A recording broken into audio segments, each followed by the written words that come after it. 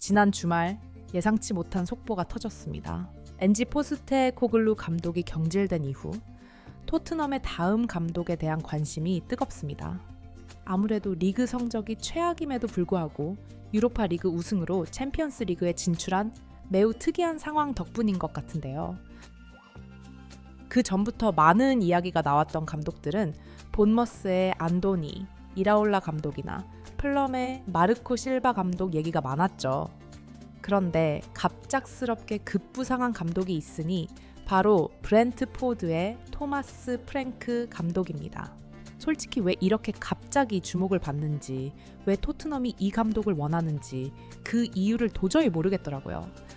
지금까지 우승 경력도 전혀 없는 감독이고, 특히나 챔피언스 리그 같은 큰 대회에서 뭔가 보여준 적이 있는 감독도 아니잖아요.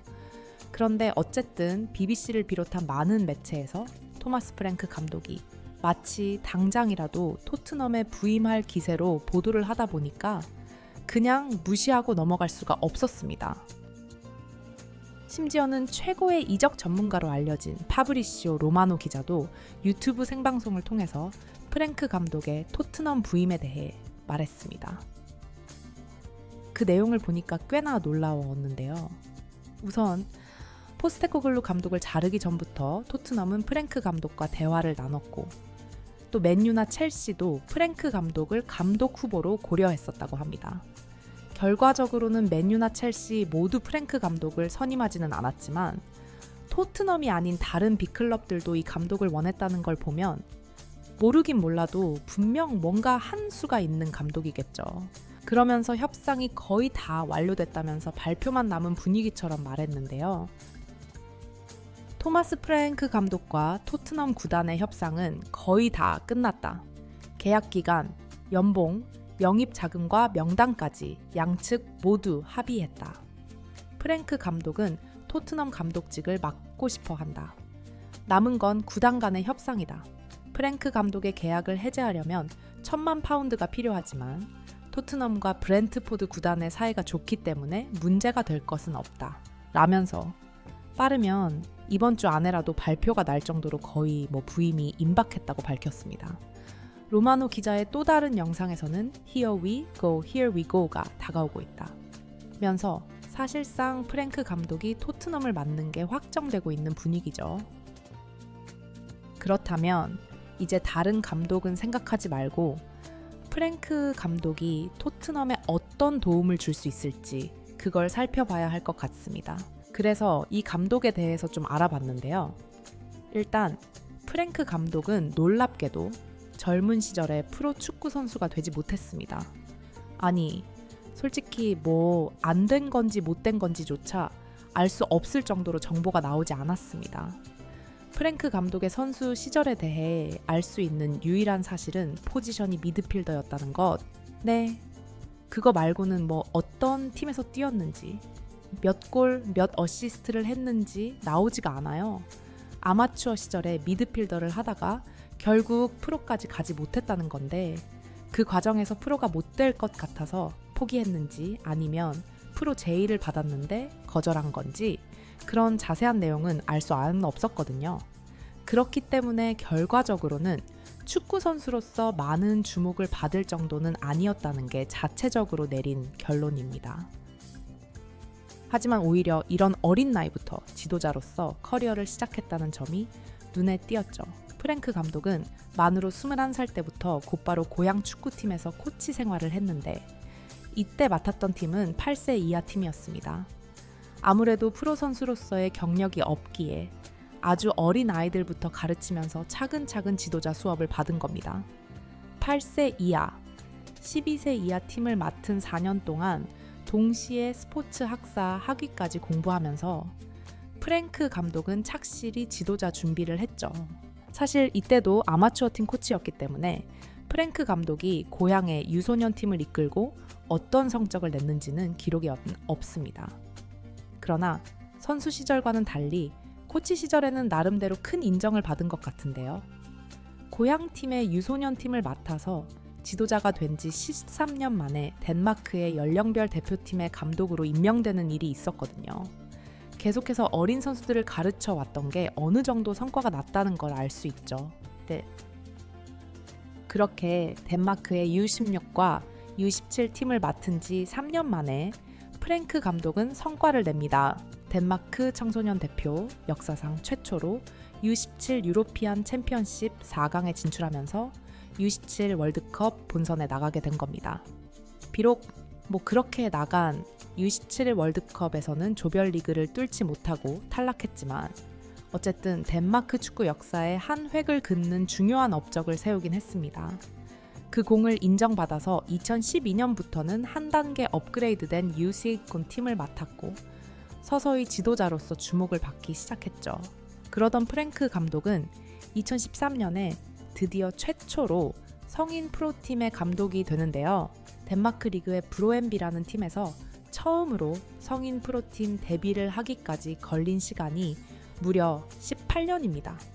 네, 10년이면은 강산이 바뀐다고 하는데 거의 강산이 2번 바뀔 정도의 기간 동안 유소년 선수들만 지도하면서 칼을 갈다가 드디어 성인팀을 지도하게 된 프랭크 감독이었죠. 그가 부임한 브로엔비는 리그에서 연달아 9위로 그렇게 뛰어난 성적을 거둔 팀은 아니었는데요. 프랭크 감독이 팀을 맡은 3시즌 동안 4위를 기록하면서 유로파 리그에 진출, 팀의 성적을 확실하게 끌어올렸습니다. 하지만 유로파 리그 본선까지는 진출하지 못해서 제대로 된 유럽 대항전 경험은 못했습니다. 그러면서 3년 만에 브로엠비를 떠나게 됐는데 그 과정이 좀 재밌습니다. 브로엠비의 회장이 자기 아들의 계정을 이용해서 온라인 커뮤니티에 프랭크 감독을 비판하면서 사이가 돌이킬 수 없이 틀어진 겁니다.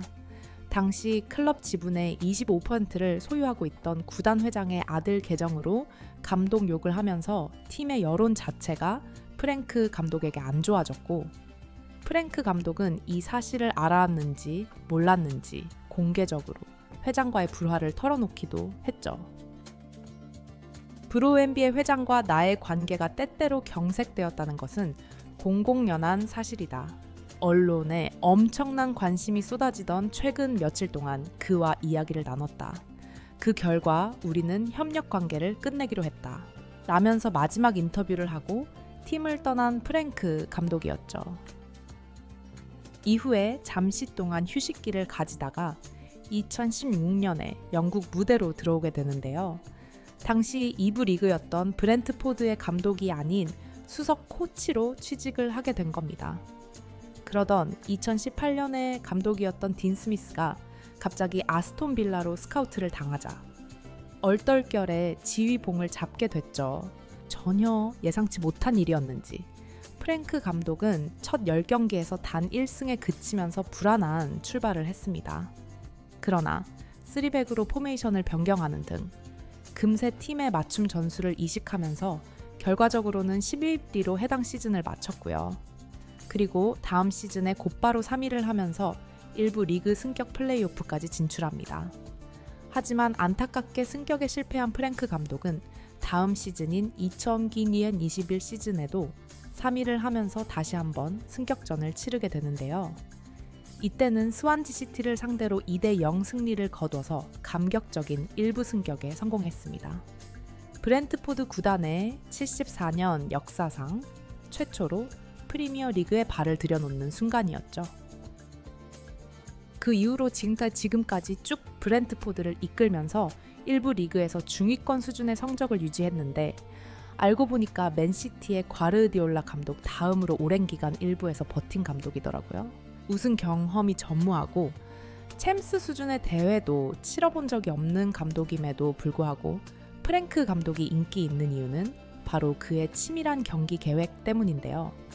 프랭크 감독은 유소년 팀을 맡았을 때부터 항상 체계적인 작전을 짰다고 합니다. 덴마크 U17 대표팀 출신의 한 선수는 그는 항상 개선을 추구했고 모든 단계에 대한 계획을 가지고 있었다. 항상 플랜 A부터 C까지 계획을 짜고 골키퍼부터 공격수까지 필요한 모든 것을 명확하게 제시했다.